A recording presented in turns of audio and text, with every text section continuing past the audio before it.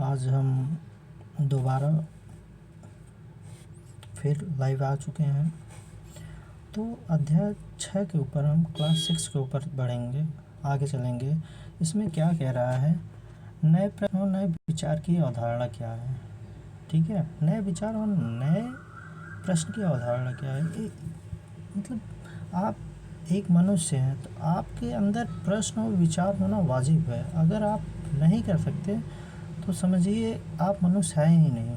ठीक है, अब क्या कहती है, एक बच्ची है, ये प्यारी सी बच्ची है, ये क्या कह रही है, कह रही है कि खाना आज पहली बार विद्यालय की ओर से सैर की ओर, मतलब विद्यालय है जो सैर पे ले जाया जाता है, घुमाने के लिए लेके जाया जाता है, जो जिसको ट्रिप बोला जाता है, वही विद्यालय की तरफ से उसको आज पहली बार लेके जा रहे थे। तो वो देर रात पुणे से महाराष्ट्र की तरफ की ट्रेन पकड़ी। पुणे से जो है अब वाराणसी आ रही थी। ठीक है, तो घना को उसकी माँ छोड़ने आई थी और उसकी माँ ने अध्यापिका से कहा कि बच्चों को बुद्ध के बारे में बताने के साथ साथ उन्हें सारनाथ दिखाने भी लेके जाइएगा। इसमें क्या कह रहा है, बुद्ध के बारे में बताइए, बुद्ध के बारे में बताएंगे और साथ में उनको सारनाथ भी दिखाने के लिए लेके जाइएगा। ठीक है, आगे देखते हैं। अब बुद्ध की कहानी क्या है। बुद्ध की कहानी है कि गौतम बुद्ध का नाम सिद्धार्थ था। बचपन का नाम जो है गौतम बुद्ध का सिद्धार्थ था। जो उनकी माता, जो उनको ना गौतम के नाम से भी जाना जाता था। दो नाम था, एक सिद्धार्थ नाम था, दूसरा गौतम भी नाम था। उनका जन्म जो है लगभग 2500 वर्ष पूर्व हुआ था। कितना, 2500 वर्ष पूर्व हुआ था। अब क्या है, लोगों ने जीवन में तेजी से परिवर्तन, वह समय था जब लोगों के जीवन में तेजी से परिवर्तन आ रहे थे।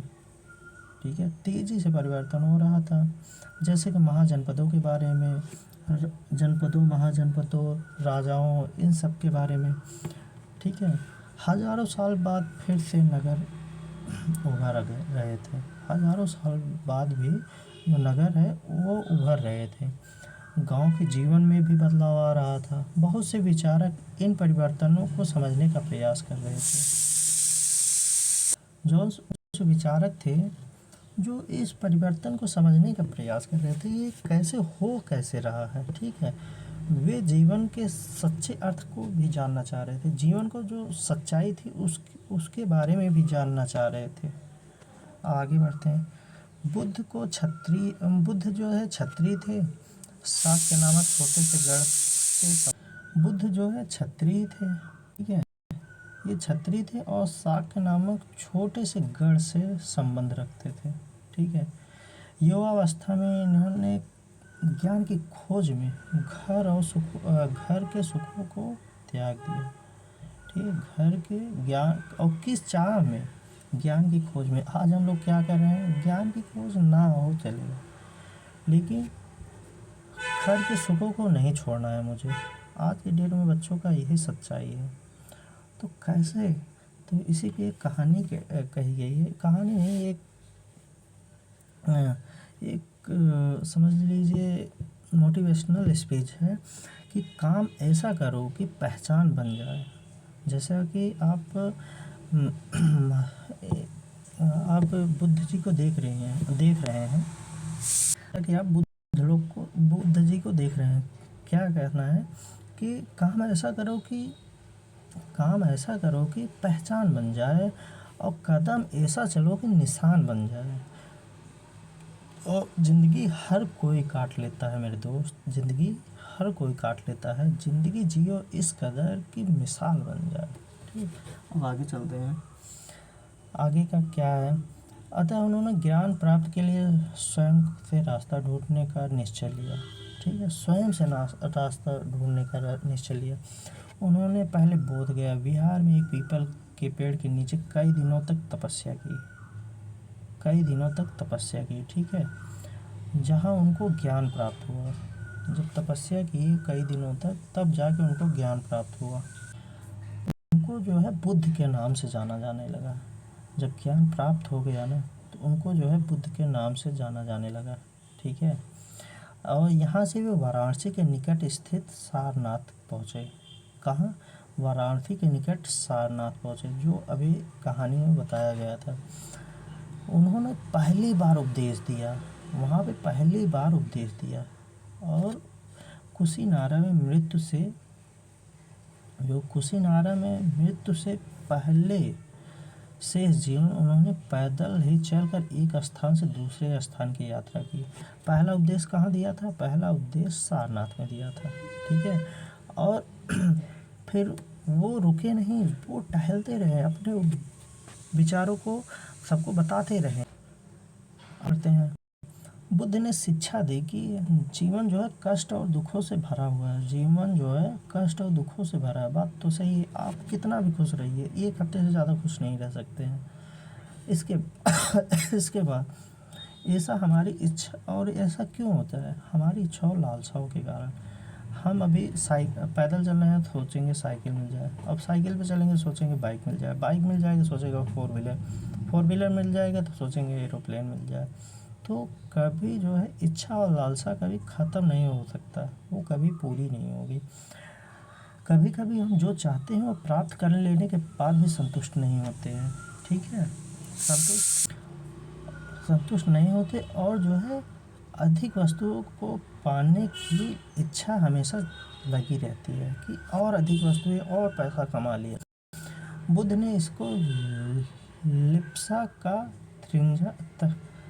तजहा कहा, तृष्णा कहा है, ठीक है, जिसको हिंदी में तृष्णा कहा गया है। बुद्ध ने शिक्षा की आत्मसंयम अपनाकर, बुद्ध की आत्मसंयमता को अपनाकर ऐसी लालसा से मुक्ति पा सकते हैं, ठीक है। बुद्ध की शिक्षा से जो है आत्मसंयमता अपनाकर हम ऐसी लालसा से मुक्ति पा सकते हैं। अब क्या है, सारनाथ में स्तूप है, जो इस स्तूप के जो पहला उपदेश दिया था सारनाथ, इमारत के स्तूप के पास से दिया गया था। और यहीं पे सबसे वहाँ देखेंगे, जाएंगे, वहाँ पे उनकी एक मूर्ति बनी हुई है, और किनारे कुछ शिक्षक वहाँ बैठ के उस उपदेश को सुन रहे थे। आप अभी भी जाएंगे तो वहाँ पे ऐसा बना हुआ है। अब आगे बढ़ते हैं। उन्होंने लोगों को दयालु होने और मनुष्यों के साथ जानवरों की तरह जानवरों को के जीवन को भी आदर करने की शिक्षा दी। दयालु होना और जानवरों के जीवन को भी आदर करने की शिक्षा दी। यहाँ हिंसा जो है त्यागने की बात कर रहे हैं, हिंसा नहीं करना है, गांधी जी के विचार के जैसे। अब आगे क्या है, हमारे जो कर्म हैं, परिणाम चाहे अच्छे हों या बुरे, वर्तमान जीवन के साथ बाद के जीवन को भी प्रभावित करते हैं। अभी जो है कर्म, चाहे हमारे कर्म परिणाम चाहे वो अच्छे हो या बुरे, हमारे वर्तमान जीवन के साथ साथ बाद के जीवन को भी प्रभाव पहुंचाते हैं। अभी नहीं, बाद में भी और अभी भी। क्या कह रहे हैं, बाद में भी और अभी भी। बुद्ध ने अपनी शिक्षा समानतः लोगों को प्रकृति भाषा में, और भाषा क्या थी उनकी शिक्षा देने की? प्राकृतिक भाषा थी, ठीक है। इससे समान लोगों को उनके संदेश समझ सकते हैं। वो लोगों को समझाने के लिए ऐसा कर रहे थे। अब क्वेश्चन क्या उठता है, वेदों की रचना के लिए किस भाषा का प्रयोग हुआ? बताइए, वेदों की रचना के लिए किस भाषा का प्रयोग हुआ? अब आगे पढ़िएगा। बुद्ध ने कहा कि लोगों को शिक्षा केवल इसलिए नहीं स्वीकार करेंगे कि उनका उपदेश है, बल्कि उसे अपने विवेक से मापें। ये नहीं कह रहे हैं कि किसी के सुना सुनाई काम करिए, ठीक है, अपने स्वयं के विवेक से मापें, ठीक है, अपने विवेक से। और ऐसा उन्होंने किस लिए कहा, आइए आगे देखते हैं। अब आगे क्या है, ऐसा किस लिए, कीसा गोमती की कहानी जो है के बारे में है। कीसा गोमती की कहानी क्या है, आइए देखते हैं। बुद्ध के विषय में एक प्रसिद्ध कहानी है। एक समय की बात है, कीसा गोमती नामक एक स्त्री का पुत्र मर गया। इस बात से वो काफ़ी दुखी हुई। वह अपने बच्चे को गोद में लेकर नगर सड़क खूब घूमे, लोगों से प्रार्थना का गुहार किया कि उसके पुत्र को कोई जीवित कर दे। भला एक भला व्यक्ति जो है बुद्ध के पास ले गया। वहाँ पे ह्यूमैनिटी जिंदा थी, वहाँ पे ह्यूमैनिटी जिंदा थी। तो उन्होंने बुद्ध जी के पास जब गए तो बुद्ध जी ने कहा, मुझे एक मुट्ठी सरसों के बीज ला कर दो। उन्होंने जिंदा करने की बात कही, लेकिन जो है एक मुट्ठी सरसों का बीज लेके आइए, मैं आपके पुत्र को जीवित कर दूंगा। किस्सा घूमते ही बहुत प्रसन्न हुई कि हमारा बेटा अब तो जिंदा हो जाएगा। पर जैसे वो बीज लाने के लिए आगे बढ़ी, जैसे वो कहते ठीक है बाबा जी हम लेके आ रहे हैं, तभी बुद्ध ने उन्हें रोका।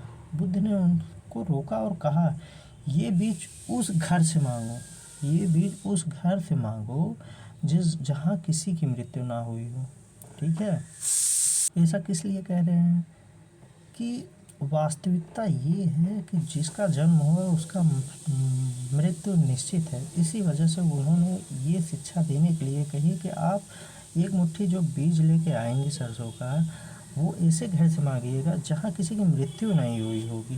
किसी गोमती ने एक दरवाजे वो कही ठीक है बाबा जी लेके आते हैं। किसी गोमती जो है कई सब दरवाज़ों पे खटखटाई और पूछी कि एक मुट्ठी सरसों का बीज दे दीजिए, मेरा पुत्र मर गया है, मैं उसे ज़िंदा कराने के लिए।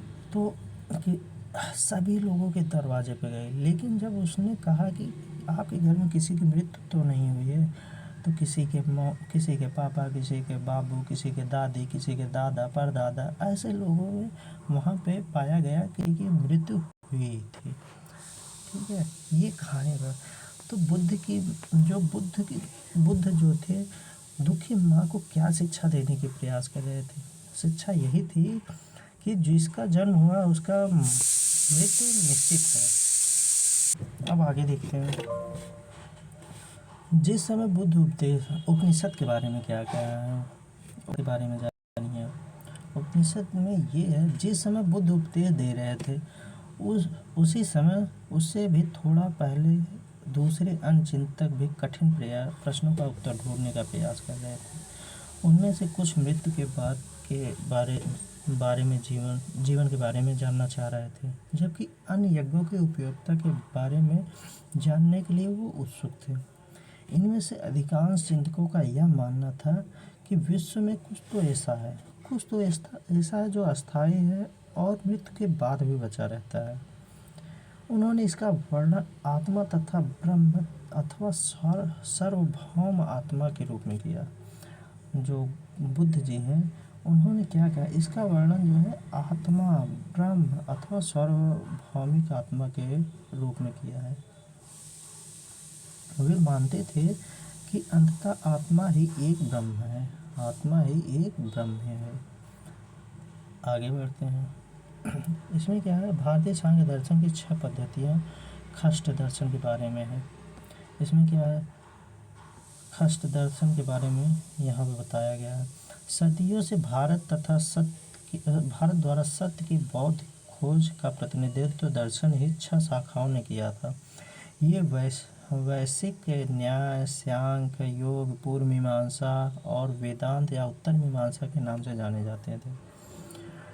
दर्शन की इन 6 पद्धतियों की स्थापना क्रमशः ऋषि कणद, गौतम, कपिल, पतंजलि, जैमिनी और व्यास द्वारा मानी जाती है, जो आज भी देश में बौद्ध चर्चा को दिशा देते हैं। जर्मन मूल के ब्रिटिश भारतविद फ्रेडरिक मैक्समुलर के अनुसार दर्शन की इन 6 शाखाओं का विकास कई पीढ़ियों द्वारा व्यक्तिगत विचारकों के योगदान से हुआ है। क्या 6 शाखाओं द्वारा जो है व्यक्तिगत मूल 6 शाखाओं द्वारा कई पीढ़ियों के दौरान व्यक्तिगत विचारकों के योगदान से हुआ है। यद्यपि ये एक दूसरे से भिन्न दिखते हैं तथा सत्य और इनकी समझ जो है आधारभूत तालमेल को दिखाता है। ठीक, आगे देखते हैं। ये जो इसमें क्या कहा है, इसमें कहा है कि भारत की 6 संख्या पद्धति जो है ये क्या है, 6 संख्या पद्धति ये बौद्ध खोज के प्रतिनिधित्व दर्शन की 6 शाखाओं के द्वारा ने किया।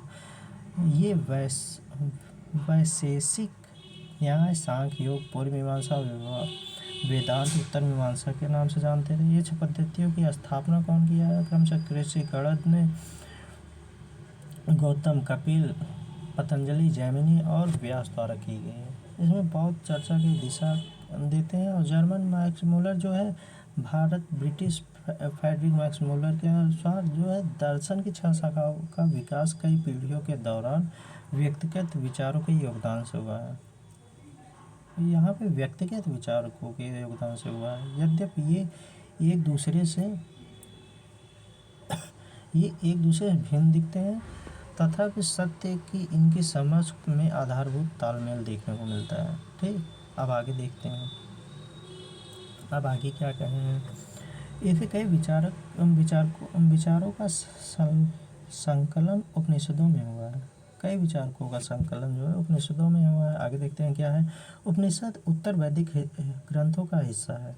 उपनिषद जो है उत्तर वैदिक ग्रंथों का हिस्सा है। और जो उपनिषद का शाब्दिक अर्थ है गुरु के समीप बैठना। उपनिषद कैसे बना? गुरु के समीप बैठकर उसको लिखा, जो जिसने लिखा वही जो है उपनिषद कहलाया। इन ग्रंथों में अध्यापकों और विद्यार्थियों के बातचीत का संकलन है। बीच की बातचीत का संकलन, जो अध्यापक पढ़ा रहे हैं, बच्चा पढ़ रहा है और बच्चा क्वेश्चन पूछ रहा है, यही दोनों का तालमेल है। इसी को उपनिषद कहा गया है। ठीक है। प्रायः ये विचार समानता वार्तालाप के रूप में किए गए हैं। अब आगे देखते हैं क्या है।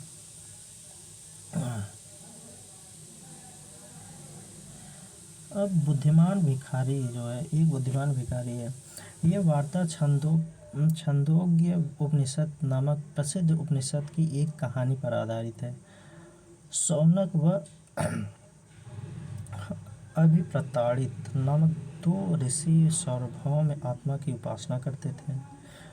एक बार ज्यों ही वे भोजन करने के लिए बैठे, एक भिखारी आया और वह भोजन मांगने लगा।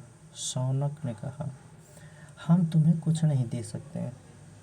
भिखारी जी, हम आपको कुछ नहीं दे सकते। भिखारी ने पूछा, विद्वाजन आप किसकी उपासना करते हैं? आप किसकी पूजा करते हैं? अभी प्रताड़ित ने उत्तर दिया, सार्वभौम आत्मा की।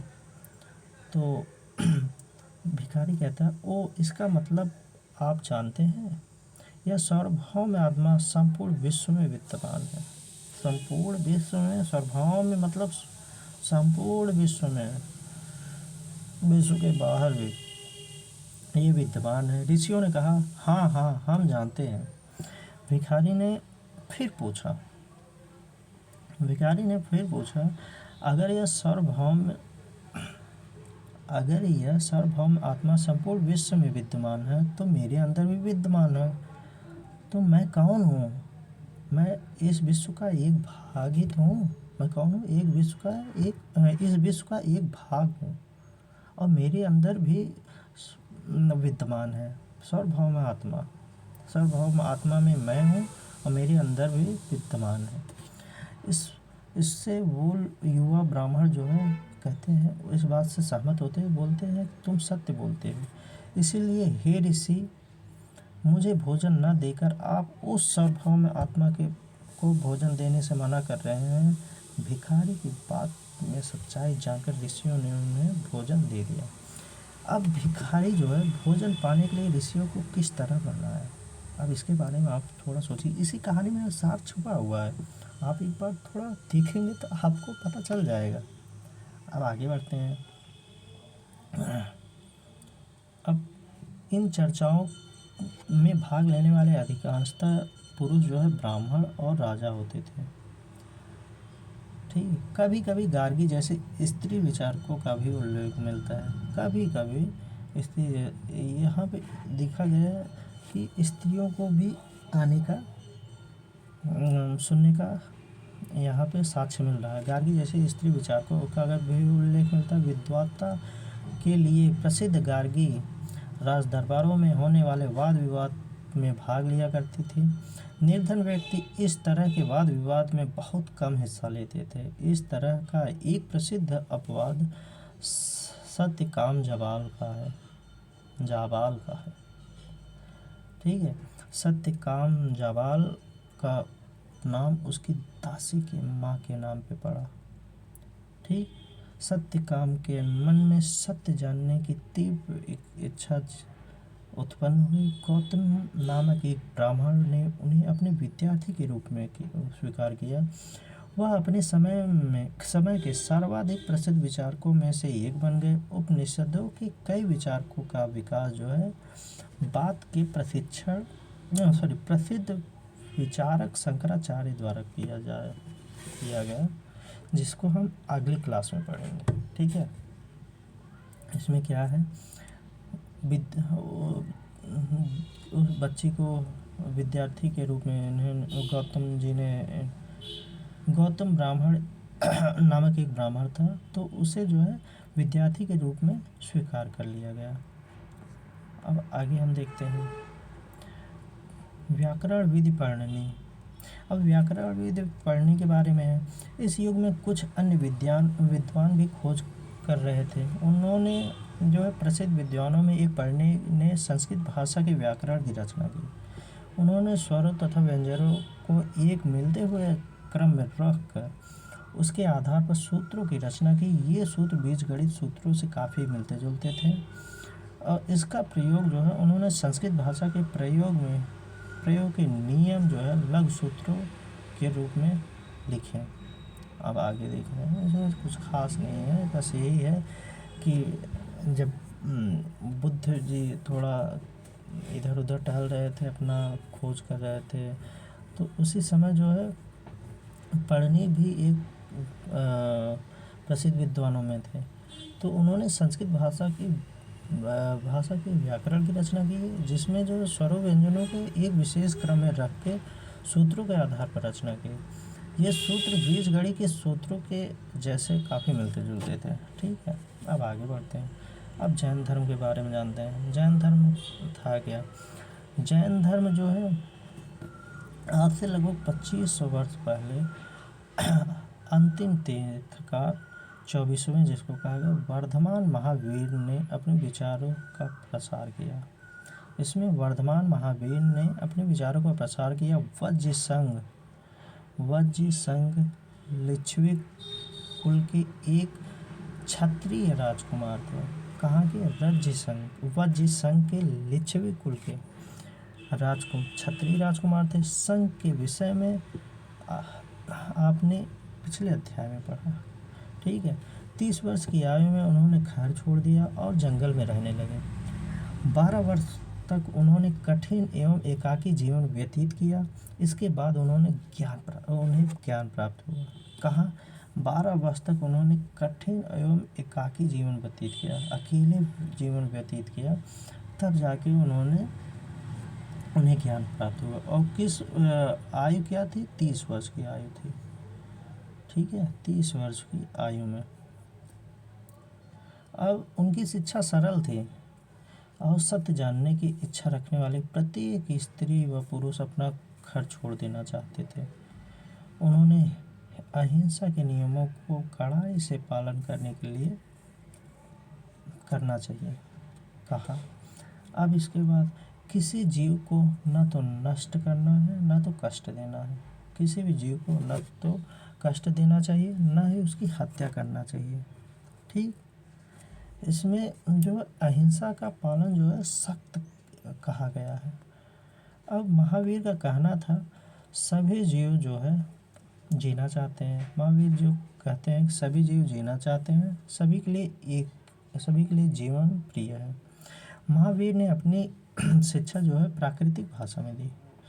महावीर की जो शिक्षा है इन्होंने प्राकृतिक भाषा में दी और साधारण जन भी उनके लिए अनुयायियों एवं शिक्षकों का समझ सके। ठीक है। अनुयायी जो थे प्राकृतिक भाषा में दी शिक्षा, और इसके बाद जो है इनके अनुयायी शिक्षा को आराम से समझ सके, इसलिए उन्होंने प्राकृतिक भाषा में साधारण जन में भी उनके तथा उनके अनुयायियों की शिक्षा को समझ सके। देश के अलग अलग हिस्सों में प्रकृति के अलग अलग रूप प्रचलित हुए। प्रचलन क्षेत्र के आधार पर उनके अलग अलग नाम थे। जैसे मगध में बोले जाने वाली भाषा क्या थी, प्राकृत और मगधी कहलाती थी। अब जैन जो है, जैन जाने जैन नाम से जाने गए महावीर के अनुयायियों को भोजन के लिए भिक्षा मांगकर तथा जीवन बिताना है। यहाँ पे क्या कहा है, सादा जो है भिक्षा मांगकर सादा जीवन बिताना है। पूरी तरह ईमानदार होना चाहिए। ईमानदारी जो है उनके रग रग में होना चाहिए। ना तो चोरी करने की उन्हें सख्त हिदायत है, उनको चोरी करने की सख्त हिदायत के खिलाफ है। ब्रह्मचर्य का भी पालन करना है, शादी विवाह नहीं करना है, ब्रह्मचर्य का पालन करना है। पुरुषों को वस्त्रों सहित सब कुछ त्याग देना चाहिए। पुरुषों को जो है वस्त्रों सहित सब कुछ त्याग देना चाहिए, मतलब कोई वस्त्र नहीं, निर्वस्त्र होकर रहना है आपको। अब क्या है, अधिकांश व्यक्तियों के लिए ऐसे कड़े नियम का पालन करना बहुत कठिन था। फिर भी हजार व्यक्तियों ने इस नई जीवन शैली को जानने और सीखने के लिए अपने घरों को छोड़ दिया। कई अपने घरों पर रहकर भिक्षु भिक्षुणी बने लोगों को भोजन प्रदान कर उनकी सहायता करते थे। मुख्यतः व्यापारी जो है जैन धर्म का समर्थन करते थे। जो व्यापारी है वो लोग जैन धर्म का समर्थन करते हैं। किसानों के लिए इन नियमों का पालन करना अत्यंत कठिन था, क्योंकि फसल की रक्षा के लिए उन्हें कीड़े मकोड़ों को मारना पड़ता था। अब बाद की सदियों में जैन धर्म उत्तर भारत के कई हिस्सों के साथ साथ गुजरात, तमिलनाडु, कर्नाटक में भी फैल गया।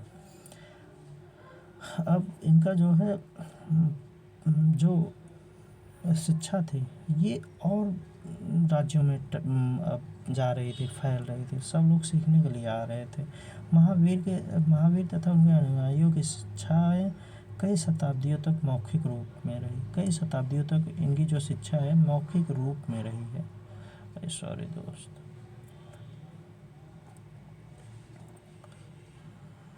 मौखिक रूप में रही है।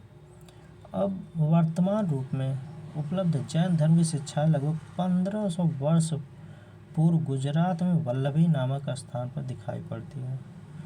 कहाँ? वल्लभी नामक स्थान पर दिखाई पड़ती है। अब संघ के बारे में जानेंगे। संघ क्या है?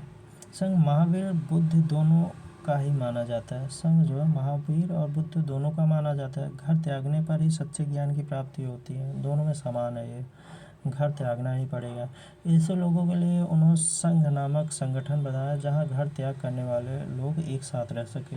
संघ नामक संगठन बनाया जहां घर त्याग करने वाले लोग एक साथ रह सकते हैं।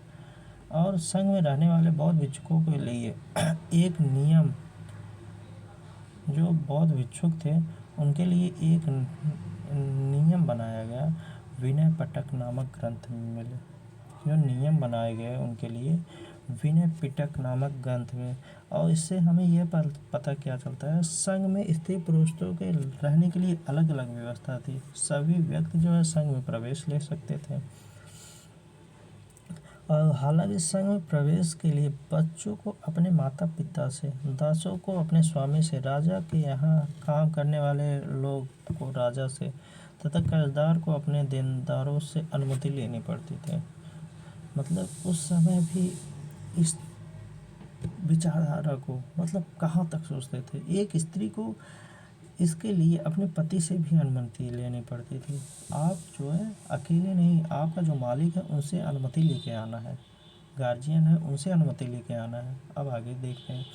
संघ में प्रवेश लेने वाले स्त्री पुरुष बहुत ही सादा जीवन जीते थे। वे अपना अधिकांश समय ध्यान करने में बिताते थे और दिन के एक निश्चित समय में वे शहरों तथा गांवों में जाकर भिक्षा मांगते थे। एक निश्चित समय होता था, शहर हो या गांव, वहां जाके भिक्षा मांगते थे।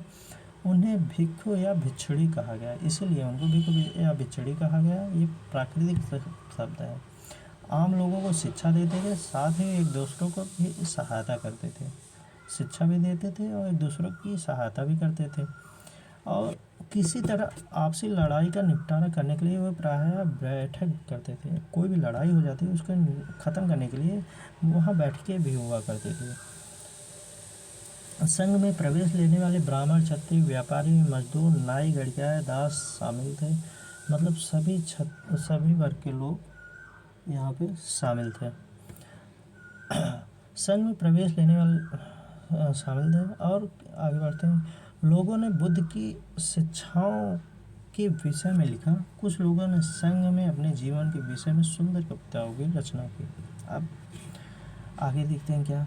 पिछले अध्याय में वर्णित संघ और इस अध्याय में वर्णित संघ के बीच में दो भिन्नताएं बताइए और इनमें कोई समानताएं दिखती हैं तो उसको बताइए। आप पिछले अध्याय में आप देखे होंगे संघ के बारे में बताया और इस अध्याय में भी संघ के बारे में अभी ऊपर जस्ट बताया। इसके बारे में दो भिन्नताएं बताइए क्या हो सकती हैं। अब विहार के बारे में जानेंगे। विहार क्या है। विहार जो है, जैन और बुद्ध भिक्षुक पूरे एक साल में एक स्थान से दूसरे स्थान घूमते हुए उपदेश देते थे। केवल वर्षा ऋतु में जब यात्रा करना कठिन हो जाता था वे एक स्थान पर निवास करते थे और ऐसे समय में वे अपने अनुयायियों द्वारा उद्यानों में बनाए गए अस्थायी निवास में अथवा पहाड़ी क्षेत्रों में प्राकृतिक गुफाओं में रहते थे। जैसे जैसे समय बीतता गया वे भिक्षुणियों ने स्वयं तथा उनके समर्थकों ने अधिक अस्थायी शरणास्थलों की आवश्यकता का अनुभव किया। तब कई शरणास्थल बनाए गए जिन्हें विहार कहा गया। आरंभिक विहार जो है लकड़ी के बनाए गए थे। बाद में इनके निर्माण में ईंटों का प्रयोग हुआ और पश्चिम भारत में विशेषकर कुछ पहाड़ियों को खोदकर बनाए गए। यहाँ कुछ पहाड़ियों को खोदकर भी बनाए गए और जो है कुछ विहार जो है लकड़ी के बनाए गए और कुछ जो है ईंटों में बनाए गए। ठीक है, यहाँ तीनों चीज़ को देखने को मिलता है। बुद्ध ग्रंथ से ज्ञात होता है कि जिस तरह महासागरों में मिलने वाली नदियों की अलग अलग पहचान समाप्त हो जाती है। अब महासागरों में कोई भी नदी जाके मिलती है उसका अस्तित्व समाप्त हो जाए महासागर ही कहा जाए, चाहे प्रशांत महासागर, हिंद महासागर। तो ठीक उसी तरह बुद्ध के अनुयायी जब भिक्षुओं की श्रेणी में प्रवेश करते थे वो अपना वर्ग, श्रेणी, परिवार सब त्याग देते थे। ठीक, अब आगे देखते हैं। प्रायः किसी धनी व्यापारी, राजा अथवा भूस्वामी द्वारा दान की गई भूमि पर विहार का निर्माण होता था। विहार का निर्माण कहाँ होता है? राजा या भूस्वामी द्वारा दान की भूमि पर। स्थानीय व्यक्ति भिक्षुणियों के लिए भोजन, वस्त्र, दवाइयाँ लेकर आते थे। स्थानीय व्यक्ति जो है भिक्षु और भिक्षुणियों के लिए भोजन, वस्त्र, दवाइयाँ लेकर आते थे जिसके बदले में भिक्षु और भिक्षुणी लोग उन्हें शिक्षा देते थे। आगे आने वाली शताब्दियों में बौद्ध धर्म उपमहाद्वीप तथा विभिन्न हिस्सों के बारे में साथ साथ बाहरी क्षेत्रों में भी फैल गए। मतलब ये उपमहाद्वीप के विभिन्न हिस्सों में साथ साथ बाहरी क्षेत्रों में फैलने लगी। अब मतलब इनका जो है क्षेत्र व्यापक होने लगा। बुद्ध और महावीर जी के बारे में। अब बौद्ध और जैन के बारे में। अब क्या है, आश्रम व्यवस्था क्या थी? आश्रम व्यवस्था ये थी जिस समय ये लोग लोकप्रिय हो रहे थे उसी समय ब्राह्मणों ने आश्रम व्यवस्था का विकास किया। और यहाँ पे आश्रम शब्द का तात्पर्य लोगों द्वारा रहने तथा ध्यान करने के लिए प्रयोग में आने वाले स्थान से नहीं बल्कि इसका तात्पर्य जीवन के एक चरण से है। इस चरण में कितने आश्रम हैं? 4 हैं। पहला क्या? ब्रह्मचर्य, दूसरा गृहस्थ, वानप्रस्थ और संन्यास। ब्रह्मचर्य के अंतर्गत ब्राह्मण, क्षत्रिय, वैश्य से यह अपेक्षा की जाती है इस चरण के दौरान वे सादा जीवन बिताकर वेदों का अध्ययन करेंगे। अब आगे वेदों का अध्ययन कैसे करना है? सादा जीवन बिताकर, न कि टीफा टाइट होके पीछे हाथी, घोड़ा, भालू, सैनिक पीछे रहें और दिखाते ऐसा नहीं करना है। आपको सादा जीवन, एक सिंपल जैसे आम आदमी होता है, आम आदमी की तरह। अब गृहस्थ जीवन के बारे में क्या है? उन्हें जो है विवाह करके एक गृहस्थ के रूप में होना था और वानप्रस्थ के अंतर्गत उन्हें जंगल में रहकर साधना करनी थी। वानप्रस्थ में रहकर जब जाएंगे तो वो जंगल में रहकर साधना करनी थी, अतः उन्हें सब कुछ त्याग कर सन्यासी बन जाना था। और आश्रम व्यवस्था के लोगों ने अपने जीवन का कुछ हिस्सा ध्यान लगाने पर बल दिया, कुछ हिस्सा जो है ध्यान में लगाने पर बल दिया। प्रायः स्त्रियों को वेद पढ़ने की अनुमति नहीं थी और उन्हें अपने पतियों द्वारा पालन किए जाने वाले आश्रमों का अनुसरण करना होता था। कोई भी पति जो है उनको छोड़ के चला जाए, उनको मानना ही पड़ता था, उनकी वहाँ पर कोई सुनवाई नहीं थी। अब क्या है, संघ के जीवन से आश्रमों को यह व्यवस्था किस तरह भिन्न थी? यहाँ किन वर्णों का उल्लेख हुआ? क्या सभी चारों वर्णों में यह आश्रम व्यवस्था जो है अपनाने की अनुमति थी? अब आगे बढ़ते हैं, इसके बारे में आप सोचिएगा। अब लास्ट है, एटलस में ईरान को ढूंढो। ज़रथुस्त्र एक ईरानी पैगंबर थे। ज़रथुस्त्र एक ईरानी पैगंबर थे। उनकी शिक्षाओं का संकलन जेंद अवेस्ता नामक ग्रंथ में मिलता है। जेंद अवेस्ता की भाषा तथा इसमें वर्णित रीति रिवाज वेदों की भाषा और रीति रिवाजों से काफ़ी मिलते जुलते हैं। ज़रथुस्त्र की मूल शिक्षा का सूत्र क्या है? सद्विचार, सद्वचन और सद्कार। हे ईश्वर, बल सत्य प्रधान एवं सत्य विचार प्रदान किया जाए, जिनके जरिए हम शांति बना सकें। 1000 से अधिक वर्षों तक ज़रथुस्त्रवाद ईरान का एक प्रमुख ग्रंथ बन गया और बाद में कुछ ज़रथुस्त्रवादी ईरान से आकर गुजरात और महाराष्ट्र के तटीय नगरों में बस गए। वे लोग आज भी प्रवासियों के पूर्वज हैं। तो रही आपको कैसी क्लास लगी? जो भी समस्याएं होंगी आप हमको कमेंट करिएगा, हम ज़रूर आपकी कमेंट का जवाब देंगे। आई होप आपको अच्छा लगा होगा। अगर जो चीज़ ना समझ में आए हो, एक बार दोबारा क्लास देखिएगा, आपको अवश्य ही समझ में आएगा। और कैसी लगी क्लास इसके बारे में ज़रूर बताइएगा। लाइक और शेयर सब्सक्राइब ज़रूर कर दीजिएगा दोस्तों, क्योंकि आपका एक लाइक शेयर सब्सक्राइब जो है हमको बहुत ऊर्जा प्रदान करता है। ठीक, तो हम अपनी क्लास को यहीं समाप्त करते हैं। तो कल फिर इसी समय मिलते हैं। तब तक के लिए जय हिंद दोस्तों।